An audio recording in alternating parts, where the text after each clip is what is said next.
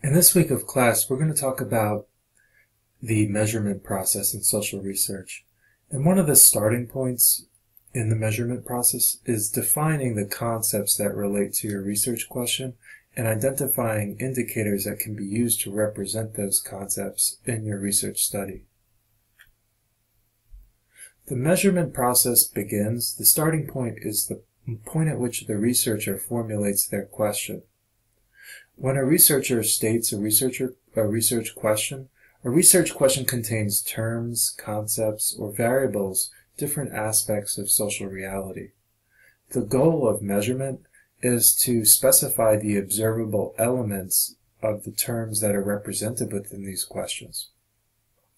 Measurement in social science moves from abstract terms or concepts to specific concrete measures that can be represented with empirical observations. And we'll talk about, this is the set of processes that we're going to be talking about in this lecture. The starting point is where a researcher identifies the concepts to represent the terms or ideas that they are interested in studying. Concepts refer to terms that represent a set of ideas. Concepts might be identified or developed based on social theories. So a theory represents a set of ideas that is used to explain a social phenomenon. Within those theories, there might be specific terms, and you might, a concept refers to, there might be concepts that are represented within that social theory. Further, concepts might correspond to one or more variables in your study. Concepts are usually defined up front in the introduction or the literature review. So the researcher might identify the central concepts within their research. And the reason why this is important is that a concept might take on various meanings or definitions. So a concept might mean one thing to one researcher and another thing to another researcher. So it's very important for in each research study to define what you mean by a concept, to state the definition that applies to your research. And likewise, you're going to try to choose the definition of a concept that best fits what you are trying to represent. Conceptualization refers to the process of formulating and clarifying concepts. So researchers often have to make careful distinctions among similar ideas and break down concepts into its various components or dimensions. So concepts, while they are somewhat abstract, the researcher has to move from the abstract to the specific and identify specific aspects of a concept that can be measured with empirical observation. So the researcher really needs to specify the specific aspects of that concept, component, or dimension that they can measure in their research study. One example of a concept is that I have employed in my own research is the term vulnerable population. And this term was elaborated upon by David Mechanic and Jennifer Tanner in a 2007 Health Affairs article. And they defined the concept of vulnerability as susceptibility to harm that results from an interaction between the resources available to people and the challenges that they face within their social environment. And I think what was interesting about their definition of the concept is that they specified several sources of vulnerability that can be present within a society. These include poverty and race, low levels of income or education, material hardship, experiences of stigma and discrimination, the lack of social support, or the strength of one's social networks. So when people have precarious social network ties or they lack needed social support, that increases their vulnerability.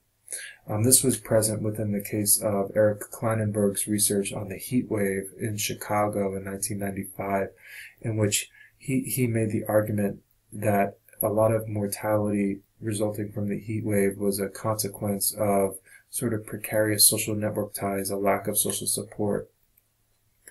Personal limitations like physical and cognitive impairments, serious and persistent physical and mental illnesses actually also exacerbate vulnerability. And it's not just the personal characteristics of individuals, but also their physical location.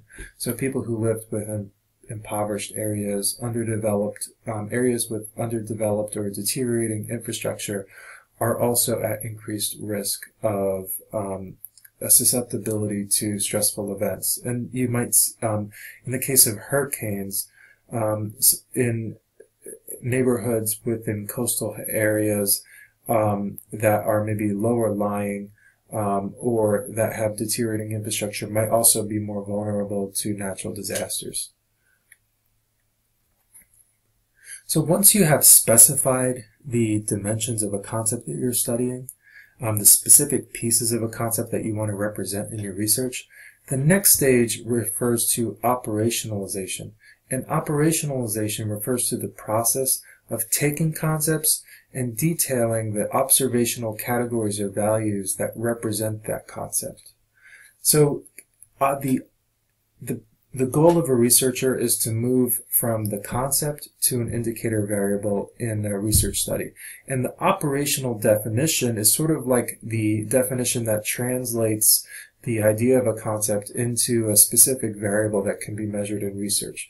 So an operational definition specifies the empirical indicators, the measures that can be observed within the social world that represent a concept that the researcher is studying. So the goal really is to take your concept, the specific aspects of your concept, and specify an operational definition so that somebody can create indicators to represent that concept out there in the social world. One example of an operational definition of a concept is socioeconomic status.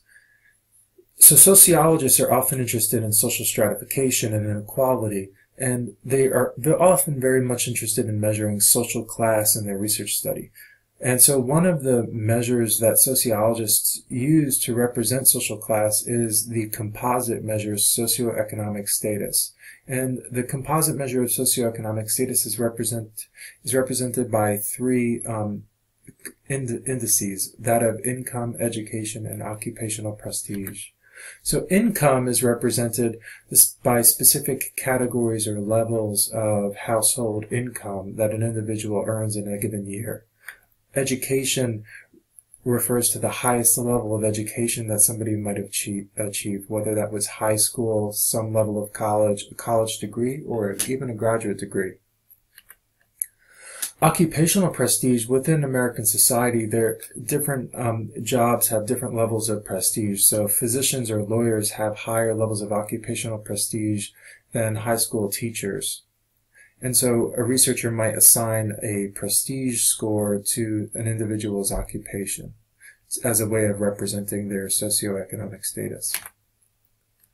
So there are just a few more things that I want to clarify about the representing concepts and indicators in social research. So you can operationalize an indicator variable for a concept by self-report. So an individual might provide responses to direct questions that are posed in survey interviews, like that for income or education. You could also use an index or a scale. So sometimes it's not sufficient to measure a concept with just one indicator variable that maybe from a single question, but rather you need to use several questions, several indicators to represent complex concepts. Something like social class is not simply measured by income or education, but kind of the combination of those factors. A researcher might also use direct observation of social behavior and code those direct observations to represent an indicator variable. In one of the research studies I'm working on, we're looking at the infection risk of patients, and so we're actually among home healthcare patients, and we specifically went into the homes of patients with their nurses and coded whether nurses were complying with hand hygiene procedures, like they were washing their hands or using hand sanitizer during home visits and their interactions with patients. So compliance with hand hygiene, hand washing was coded through direct observation of the research interviewers. And finally, you might also operationalize measured variables using archival records, so existing recording information, whether that's from social media, published stories or movies or other articles, archives that exist out there in the social world. So all of these are ways in which you can represent indicators and measure variables in social